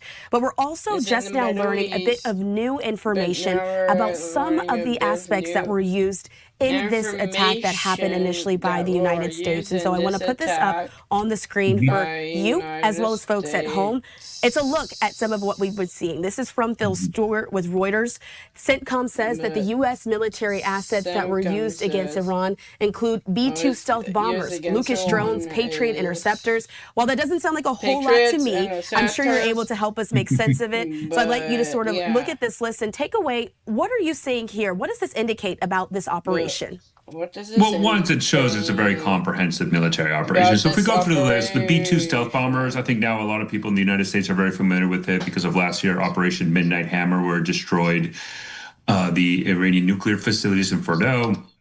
The B-2 stealth bomber is, as the name is, a stealth bomber. They're based out of the United States and they've launched out of Missouri. They're capable of operating around the world. And we did see them being utilized last night. There's not something you're going to see consistently, persistently over Iran, but those are used for very deep strikes, generally against very high-level targets. And since they can carry significantly larger payloads, you might see them utilize much more large, expansive bombs, specifically designed for bunker-busting capabilities. And that's why they were used against the nuclear facility in Fordo, because it was deep underground. So the B-2 bombers can carry those bombs, can operate stealth where radar can't detect it, and that's why they're a very excellent asset and a strategic asset used for very high-risk mission sets. The Lucas drones is actually something that's very new in the U.S. military capability, extremely new. And the irony of this situation is basically reverse engineered technology from the Shahed 136, which is an Iranian one-way attack drone. They're very cheap to produce, very easily to mass distribute, and they've been launched. And this is their first combat employment that we've seen in Iran. And again, they mirror what the Iranians had, the Shahed 136. The Russians used it to launch against Ukraine, and the United States said we wanted something, a similar capability, a one-way attack drone, very simple to make, mass distribute and launch, and they have been extensively used against Iran currently. That other system that you're seeing right now live, that's the HIMARS. The HIMARS is the launcher, and then what they have is the kind of, what's more importantly from the HIMARS, it's the missile systems, right? Because the HIMARS is just the vehicle, and the missile system that they're using right now is called the ATACMS. The ATACMS is basically a long-range missile with the public undeclassified setting is about 300 kilometers reach, over 200 miles, that can impact large areas inside of Iran as well, specifically along the coast. Those have been those are used by the army and are used to kind of deploy and to conduct strikes against, very strategic level assets as well. Other systems here, as you see, a lot of these right here, your airborne early warning communications, those are very important for command and control, since most of this is being done by the air, both with the U.S. and Israel. You do need those capabilities to do a lot of crosstalk between U.S. and Israeli military. One of the interesting aspects that we've seen that I've kind of noticed is that there is a lot of interoperability capability between the United States and Israel's Air Force, and ability to do joint operations and combined strikes. And that's, generally the United States has that level of experience and expertise with our NATO allies, or under NORAD, if you look with the U.S. and Canadian Air Force, where there's a lot of coordination. This latest round demonstrates that the United States and Israel have very deep level of cooperations in air campaigns, and those systems are important. The rest of those, like the P-8s, RC-135s, are intelligence platforms, and then we've seen a lot of assets and jets that are being utilized for strikes and air superiority as well. That's helpful to kind of understand a little bit more of the scope, but really knowing that it's a more complicated mission, that the United States had to work closely with Israel on this. And so, but yes, closely with Israel. And when it comes closely to the military, who has the guns, and the United States has always. But the current attack that happened, Midnight Hammer, happened last summer, and what the United States military is known for. But yeah, it's to sustain it, but we can operate anywhere around the world with short notice. But it really puts us in our. And that is why you're really striking all those areas. Even though it took weeks, I think President Trump made a decision and has it.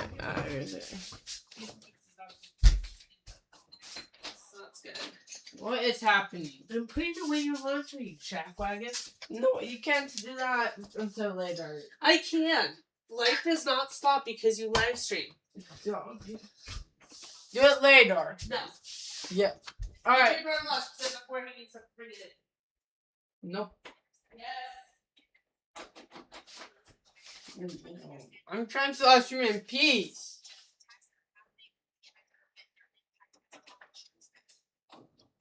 You lost him in peace.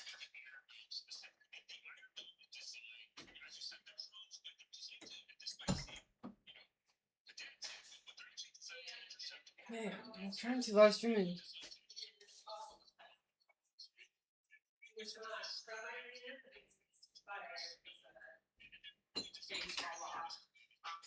Alright, Mom, you're not allowed to come in for the rest of the day. I will come in as I want, but right now your stuff is caught up, so I will probably YouTube for a bit. Okay, can I lock my door again? Yes, you may lock your door again. Be fast. Come back. But intermediary says those are the ones that can be the missiles. So, because the thing in the area. But it's an integrated defense system. Alright, we're going on break. Right when we come back from break, we'll continue talking about this war while we come back from break.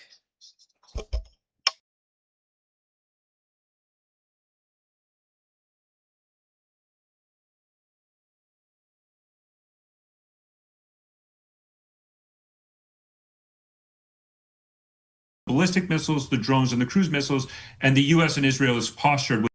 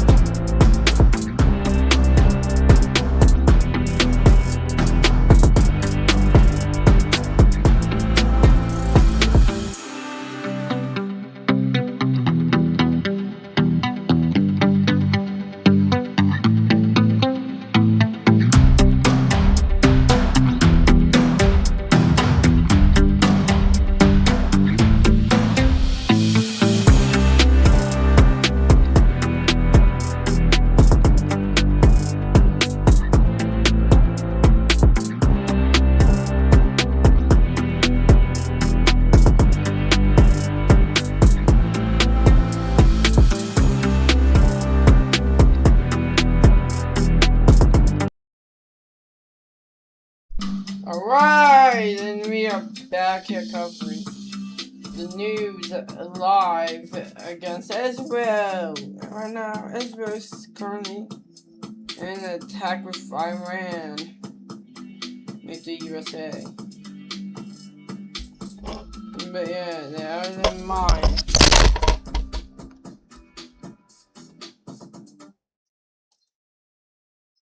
Alright, and we are back here covering the news live against Israel. We're stopping the stream real quick.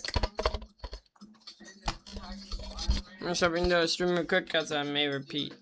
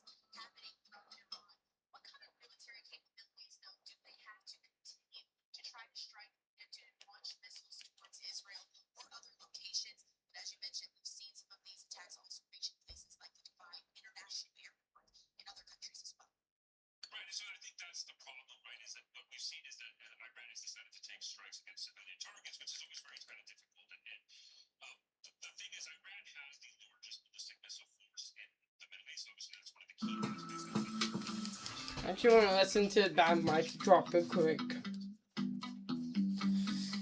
That's why we are rewinding a little bit.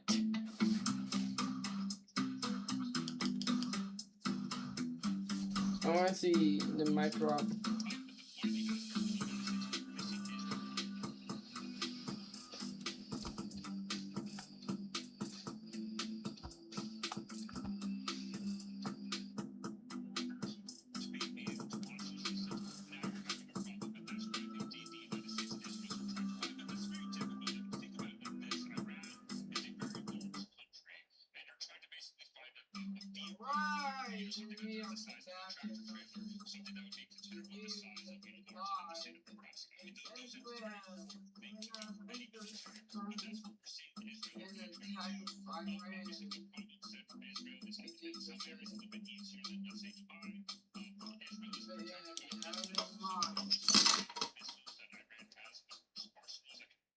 Yeah, L drop chat.